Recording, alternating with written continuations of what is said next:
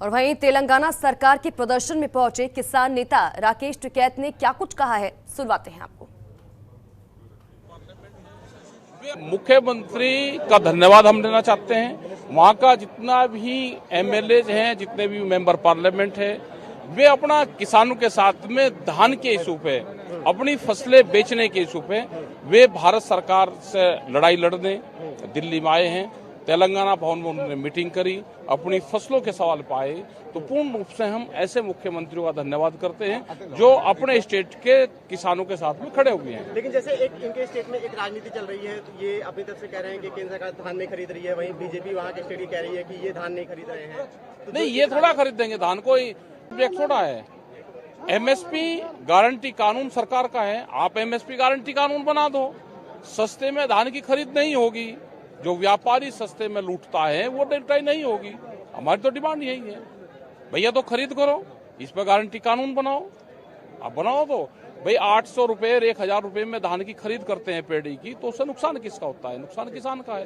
ठीक है, अभी मुख्यमंत्री केसीआर ने कहा कि 24 घंटे का एक अल्टीमेटम दिया गया है, जिसके बाद वो आगे का कदम उठाएंगे। तो क्या उसमें भी आपको कुछ जानकारी है? नहीं, हमें जानकारी नहीं। 24 घंटे होने दो, तो जो भी पॉलिसी होगी वो इनकी स्टेट पॉलिसी है, वो बताएंगे। तो ममता चतुर्वेदी ज्यादा जानकारी के साथ हमारी संवाददाता इसी खबर पर हमारे साथ लाइव जुड़ चुकी हैं। सीधा रुख ममता चतुर्वेदी का करेंगे। ममता, तेलंगाना सरकार की तरफ से प्रदर्शन किया जा रहा है किसानों के मुद्दों को लेकर, और हमने सीएम को भी सुना, सीएम केसीआर को भी सुना। उन्होंने तो अल्टीमेटम तक दे दिया है केंद्र सरकार को, मोदी सरकार को। उन्होंने कहा है कि अब महासंग्राम शुरू होगा। जी बिल्कुल, देखिए अगर केसीआर की बात करें तो उन्होंने एक बड़ा विरोध प्रदर्शन किया और लगातार ये बात की जा रही है कि एक देश है तो एक कृषि कानून भी होना चाहिए। साफ तौर पर धान की खरीद को लेकर एक कानून बनाने की मांग को लेकर केसीआर की पार्टी ने विरोध प्रदर्शन किया। विशाल धरना कहा जा सकता है दिया, जिसमें किसान नेता राकेश टिकैत भी शामिल रहे। और इस दौरान केसीआर ने केंद्र सरकार को चेतावनी भी दी कि यदि आपने नया कानून नहीं बनाया, कृषि के हित को देखते हुए कानून नहीं बनाया, तो हटा दिया जाएगा, और उसके बाद जब नई सरकार आएगी तो वो नए सिरे से कृषि कानून बनाएगी। तो कहीं ना कहीं एक तरीके से केंद्र सरकार को उन्होंने धमकी भी दी। लेकिन सवाल यही उठता है कि अगर केंद्र सरकार की बात करें तो सरकार का साफ तौर पर यह कहना है कि पहले भी एक कानून बना था किसानों के हित को देखते हुए, जो बाद में रिपोर्ट आई तो ये कहा गया कि वो किसानों के हित में था, लेकिन लगातार आंदोलन चल रहा था और केंद्र सरकार भी चाहती थी कि आंदोलन का चुनाव में ज्यादा असर ना पड़े, इसलिए केंद्र सरकार ने उस कानून को वापस ले लिया। तो ऐसे में एक कृषि को लेकर एक बार फिर से एक कृषि एक कानून को लेकर एक बार फिर से विरोध प्रदर्शन शुरू हुआ है। तो देखना यही होगा कि केंद्र सरकार को इस विरोध प्रदर्शन का केंद्र सरकार पर कितना असर पड़ता है। हालांकि राकेश टिकैत ने कहा, क्योंकि इससे पहले भी एमएसपी को लेकर लगातार केंद्र सरकार की तरफ से कहा गया था कि कमेटी बनाई जाएगी। ये बात सही है कि वो कमेटी का जो मामला है वो अभी भी पेंडिंग है। बीच में कृषि मंत्री की तरफ से कहा गया था कि क्योंकि 5 राज्यों में चुनाव चल रहा है तो ऐसे में कमेटी बनाना अभी मुमकिन नहीं है। लेकिन अगर राकेश टिकैत की बात करें तो उनका साफ तौर पर कहना था कि किसान नेता अभी भी इंतजार कर रहे हैं कि आखिरकार उस कमेटी का हुआ क्या, जिसका वादा केंद्र सरकार की तरफ से किया गया था।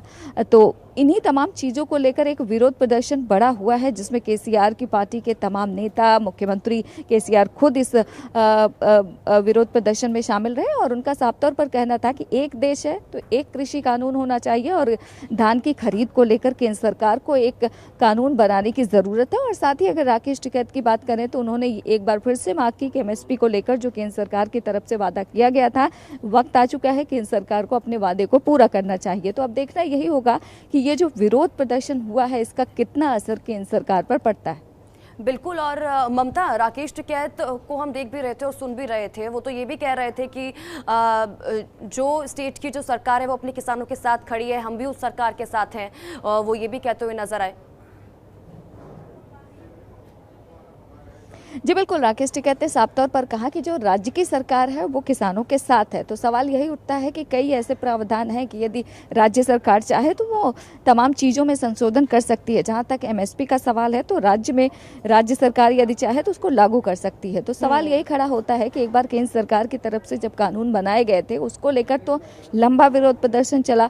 6 महीने से अधिक तक विरोध प्रदर्शन किसान नेताओं ने किया, जिसमें राकेश टिकैत खुद शामिल थे। तो ऐसे में एक बार फिर से धरना प्रदर्शन शुरू हो चुका है केंद्र सरकार के खिलाफ। तो देखना यही होगा कि केंद्र सरकार अब क्या कुछ करती है, क्योंकि सरकार का तो ये कहना है कि जब भी किसानों के हित में कोई नया कानून बनता है तो विरोध प्रदर्शन केवल विरोध करने के लिए शुरू हो जाता है, ना कि ये जानने के लिए, देखने के लिए कि वो किसानों के हित में है या नहीं है। तो ऐसे में इस विरोध प्रदर्शन का कितना असर केंद्र सरकार पर पड़ेगा ये कहना काफ़ी मुश्किल होगा। हाँ, लेकिन जिस तरीके से एमएसपी को लेकर कमेटी बनाने की बात कही गई थी, ये बात सही है कि उसका इंतजार किसान नेता आज भी कर रहे हैं, जिसका जिक्र राकेश टिकैत ने किया है। तो अब देखना यही होगा कि आखिरकार केंद्र सरकार इस पूरे मामले को लेकर क्या रुख अख्तियार करता है। बिल्कुल, बहुत बहुत शुक्रिया ममता इन तमाम जानकारी के लिए और हमारे साथ जुड़ने के लिए।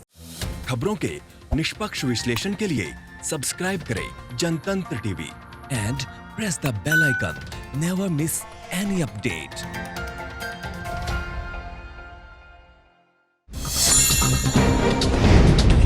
डाउनलोड कीजिए जनतंत्र टीवी ऐप को, जो कि अवेलेबल है गूगल प्ले और ऐप स्टोर पर। अधिक जानकारी के लिए अभी डाउनलोड करें।